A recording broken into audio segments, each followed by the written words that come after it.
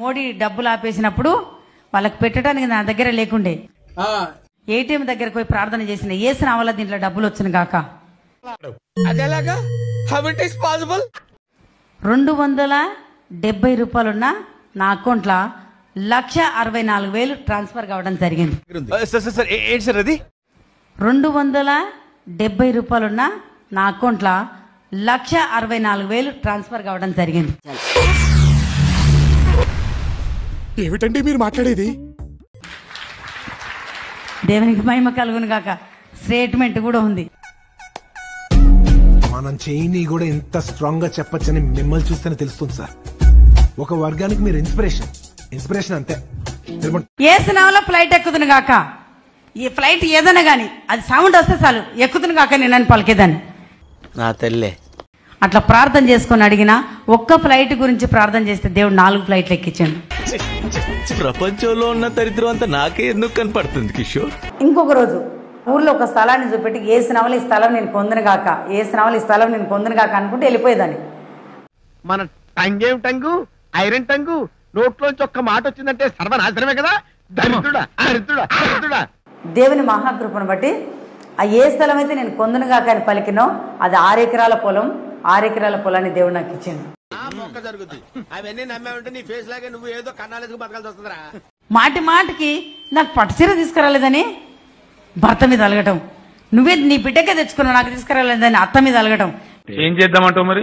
వీళ్ళ మీద వాళ్ళ మీద అలగటం మానేసి దేవుని మీద అనుకో. సరిపోయింది. హీరో విలన్ కొట్టుకుని కమెడీని చంపేసినట్టు నా మీద పడతారేంటి? నువ్వు దేవునికి కలర్ కూడా చెప్పు, అదే కలర్ ని ముందుకు తీసుకొచ్చి పెడతాడు ఆయన. హల్లెలూయా. నాతో చెప్తే చెప్పావు కానీ ఎవరితో చెప్పకు, ఎవరు నమ్మరు. ఒక పెద్ద గుడి చేసినాం. ఆ గుడిసెన ఊకి అందరం పట్టుకొని ఆ పిల్లలు ఇట్లాంటి స్తంభాలే పట్టుకొని వేసిన వాళ్ళు ఈ గుడిసె బిల్డింగ్ అవును కాక, ఈ గుడిసె బిల్డింగ్ అవును కాక అని పడికేవాళ్ళం. మరీ ఇంత ఓవర్ ఎక్స్పెక్టేషన్ తట్టుకోలేకపోతున్నాను భయ్య. అది జరిగింది ఏం తెలుసా? 22 పిల్లర్ల ఈ స్తంభాలది 24 పిల్లర్ల బిల్డింగ్ అయింది. ఒక ఆమెకు బాగా ఒళ్ళంతా అంతా ఏదో పొడిచినట్లు అవుతుందంట. ఆ నూనె తీసుకొచ్చి ఆమెకు రుద్ది ప్రార్థన చేయమని అన్నాడు. ఆ నూనె ఒక గిన్నెలో పోసుకొని ఆమె లోపలికి తీసుకుపోయి ఏసునామం చేయమని రుద్దుతా ఉన్నా. ఆమె ఒంట్లోకి వెళ్ళి సీస ముక్కలు బయటకు రావడం మొదలైంది. ఏమిటండి మీరు మాట్లాడేది? అవి ఎక్కడి నుంచి 2 రొమ్ముల నుంచి సీసా ముక్కలు పెద్ద పెద్ద. ఇప్పుడు ఇది గ్లాస్ అనుకోండి, ఇది ఇట్లా పడేస్తే ఎట్లా దాని ఆకారంతో పగులుతాయా? అడ్డదిడ్డంగా పగులుతాయి కదా, అట్లాంటి ముక్కలు ఆ ఒంట్ల నుంచి బయటకు రావడం మొదలైంది. నాకు భయం అవుతుందిరా. ఇంత పెద్ద చాకు పిడి తీసేసిరు, లోపలికి సగం బయటికి సగం ఆమె కడుపుల నుంచి బయటికి రావడం స్టార్ట్ అయింది. ఇంత పెద్ద చాకులు ఒక 15 చాకులు, మొత్తం మేకులు సూదులు రకరకాల వస్తువులు ఆమె ఒంట్ల నుంచి. ఈ జన్మకి చాలు, నేను పోతానన్నయ్య, నేను పోతాను, నాకు ఇది వద్దన్నయ్య, నేను పోతాను.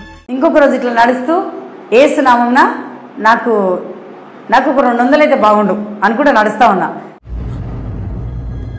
అంటే ఇక్కడ మాట్లాడుకుంటే అంత దూరంలో 200 పడినాయి. చాలా పాపం రా. నాకు చదువు నేర్పించిన ఆయన ఏసునామని అడుగుతున్న తండ్రి ఆమెన్.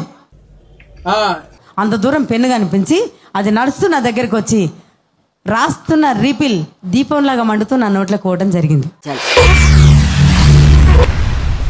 ఏమిటండి మీరు మాట్లాడేది? పెన్ను ఎప్పుడైతే నా నోట్లోకి వెళ్ళిందో ఎమ్మటే బైబిల్ ఉన్న అక్షరాలు అర్థం కాలే. ఇవే తగ్గించుకుంటే మంచిది. ఒక వ్యక్తి నా గదిలోకి వచ్చి నాతో ఏం మాట్లాడకుండా నా కళ్ళ మీద చేతులు పెట్టిండు. ఆయన చేతులు నా కళ్ళకు తగిలిన ఎమ్మటే ఇందులో ఉన్న అక్షరాలు అర్థం కావటం మొదలైంది.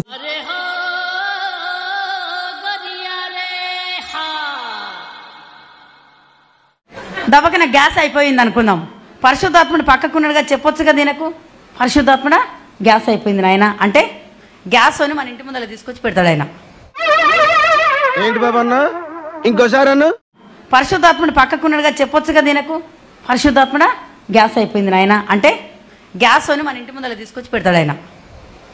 హల్లెలూయా. ఏంటి జీసస్ గ్యాస్ ఏజెన్సీ పెట్టాడా? నాకు ఎవరిని కలలేదు కదా. మరి ఇప్పుడు మా ఇంట్లో ఒక ఆమె ఉంది.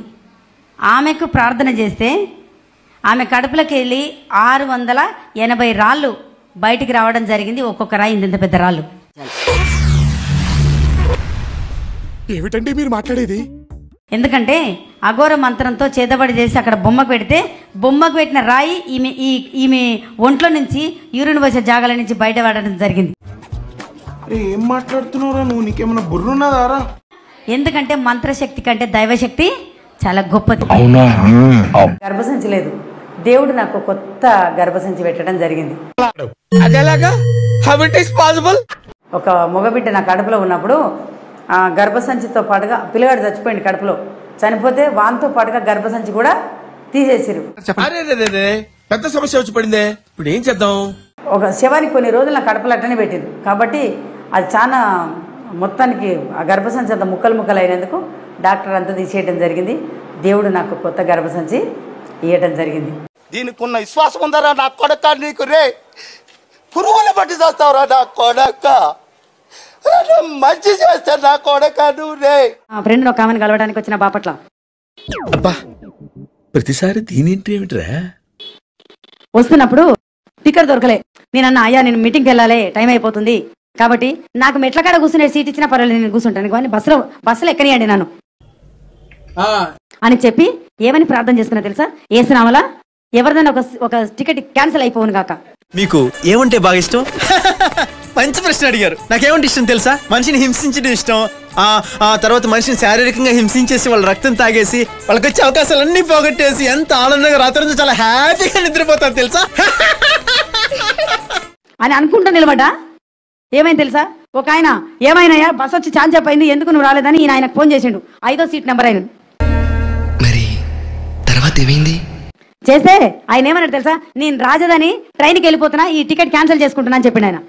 ఏమంటే నేనేమన్నా తెలుసా? ఆ క్యాన్సిల్ అయిన టికెట్ నాకు ఇచ్చేసి. దుర్గమ్మ గారు దయచేసి మీరు అట్ట పళ్ళు బయట పెట్టి నవ్వకండి. ఊళ్ళో జనాలకి దడుపు జ్వరాలు వస్తున్నాయి. దేవునికి మహిమ కలుగును గాక. అప్పటికప్పుడు ఒకవేళ నేను బుక్ చేసుకుంటే నాకు వెనక సీట్ ఇస్తారు. ఇకేం లేదు, బస్సు ఎత్తేసినప్పుడల్లా ఇట్లా ఎగిరి తునకాలి. బ్రదర్ నువ్వే అనుకోనంటే దీన్ని చంపేద్దాం. కానీ దేవుని మహాకృపను బట్టి ఏసిన వల్ల నాకు సీట్ దొరుకును కాక, టికెట్ క్యాన్సిల్ కావును కాక. ఏం తెలుసా? ముందల సీట్ దొరికింది. తెలియక అడుగుతున్నాను, ఇదో బతుక చెప్పండి. ఏసునామమున మంచి అల్లుడు నా ఇంటికి తేబడును గాక అని ప్రార్థన చేసుకోవడం జరిగింది. మంచి పాస్టర్ గారిని దేవుడు నాకు అల్లునిగా ఇచ్చిండండి. అద్భుతం, ఫెంటాస్టిక్. అయితే వాళ్ళ కోసము ఒక గొలుసు కావాలని అడిగిండ్రు. 1 తులం గొలుసు పెట్టచ్చు కదా మీ అల్లునికి, ప్రార్థన చేసిన. ఎందుకంటే పరలోక బంగారం అంతా మనదే. ఏసునామంలో పరలోక బంగారం నుంచి 1 తులం గొలుసు రోడ్డు మీద పడును గాక అని ప్రార్థన చేసుకున్నా. 4 గంటలకు అడిగిన 7 గంటలకు ఉప్పల రింగ్ రోడ్ కాడ దొరికిందండి హైదరాబాద్ లో. నేను మరీ అంత ఎదవలా కనపడుతున్నారా? ఓ మాదిరిగా కూడా కనపడలేదా? మనీ మిరకల్ జరిగింది. గడిచిన వారం అద్భుతం జరిగిందా? డబ్బులు ఆశీర్వదించబడాలని చెప్పినప్పుడు ఏం జరిగింది చూడండి. ఒక 100 రూపీస్ నోటు ఉండింది, అది 600 రూపీస్. 100 రూపాయల నోటు 600గా మారిపోయింది. హల్లెలూయా.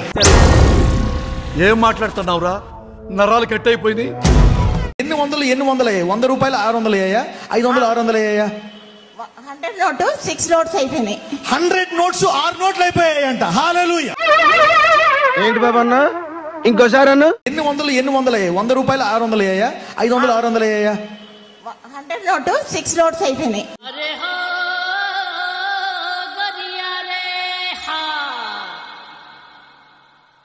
ఇంకా 3 10 రూపీస్ నోట్స్ 13 అయ్యాయి.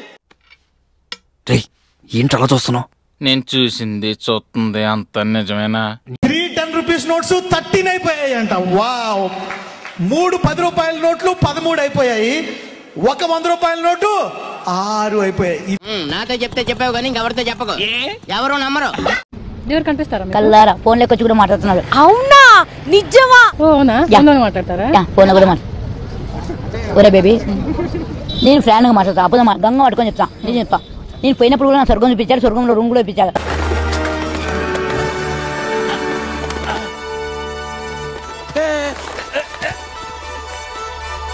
చాలా మంది దేవుడి కమిట్మెంట్స్ ఇస్తారు, ఇది ఇస్తాం అది ఇస్తాం.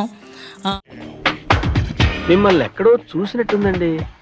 మంది దశమాగాలు తీరు, మాకు అప్పులు ఉన్నాయి, మాకు బాధలు ఉన్నాయి, గడది గుడ్డు ఉంది అని చెబుతా ఉంటారు. నేను నోరు మూసుకుని దశమాగాలు తీస్తామంట. తీయకుండా ఉంటే పోవు అప్పులు ఉన్నది ఏడ్చుకో, బాత్రూంలోకి వెళ్ళి ఏడ్చుకో, కింద కూర్చొని ఏడ్చుకో, మంచం మీద పడుకుని ఏడ్చుకో, ముసుకేసుకుని ఏడ్చుకో. మంచి మంచి కట్టుబాట్లు సార్. ప్రవ్వా నా పని అయిపోతే నేను ఇంత ఇస్తా ప్రవ్వా, ఇది చేస్తా ప్రవ్వా అని చాలా మంది కమిట్మెంట్స్ ఇస్తారు. అందులో తప్పే ఉంది, అది ఆర్ట్. ఇచ్చిన తర్వాత డబ్బులు చేతిలో పడతాయి. డబ్బులు చేతిలో పడగానే అబ్బో ఈ ఖర్చులు ఉన్నాయే, ఏం చేద్దామంటావు మరి? ఆ ఖర్చులు ఉన్నాయే, అది ఉందే, ఇది ఉందే అని వస్తుంది. పోతారా రే, అట్లాంటి పనులు చేయబాకండి, నిజంగా పోతారు. అంటే డబ్బులు ఇవ్వకపోతే చంపేస్తాడా? ఎందుకంటే దేవుడికి మాట ఇచ్చారు, మనుషులకి మాట ఇవ్వాల. దేవుడికి మాట ఇచ్చి అది తప్పారా మీ తిప్పలు మీరు తెచ్చుకున్నట్టే.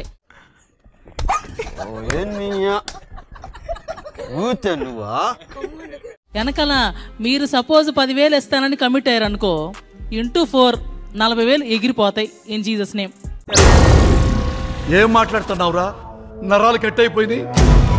తర్వాత మళ్ళీ అయ్యో 40,000 పోయి నెత్తిని కొట్టేసుకుని ఆడవలసి వస్తారు. కాబట్టి అట్లాంటి పిచ్చి పిచ్చి వేషాలు అయ్యి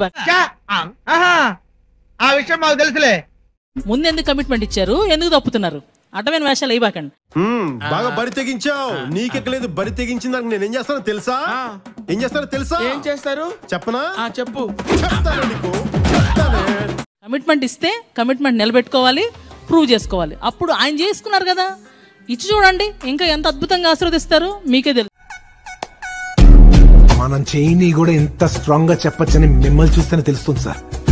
ఒక వర్గానికి మీరు ఇన్స్పిరేషన్ అంతే. నా డౌట్, ఈవిడ గతంలో బ్యాంకు రికవరీ ఏజెంట్ గా పనిచేసిందేమో.